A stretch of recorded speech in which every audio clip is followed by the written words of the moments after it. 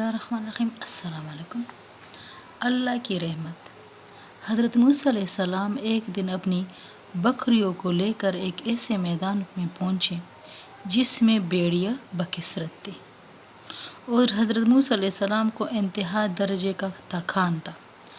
پس وہ متحیر رہ گئے، کیونکہ اگر وہ بکریوں کی حفاظت میں مشغول ہوتے تو اس سے عاجز ہوتے، کیونکہ ان پر نیند کا غلبہ تھا، اور اگر وہ راحت و آرام طلب کرتے تو بھیڑیے بکریوں پر زیادتی کرتے۔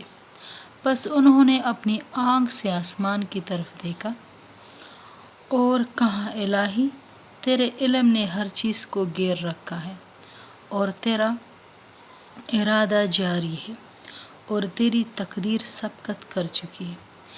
اس کے بعد انہوں نے اپنا سر زمین پر رکھا اور سو گئے۔ پس جب خواب سے بیدار ہوئے تو انہوں نے دیکھا کہ ایک بھیڑیا ہے، ان کی لاٹھی اپنے کندھے پر رکھے ہوئے بکریاں چرا رہا ہے۔ پس حضرت موسیٰ علیہ السلام نے اس سے تعجب کیا، اور اللہ تعالیٰ نے ان کے پاس وحی بھیجی کہ اے موسیٰ، تو میرے لیے ایسا ہو جا جیسا کہ میں چاہتا ہوں، پس میں تیرے لیے ایسا ہو جاؤں گا جیسا کہ تو چاہتا ہے۔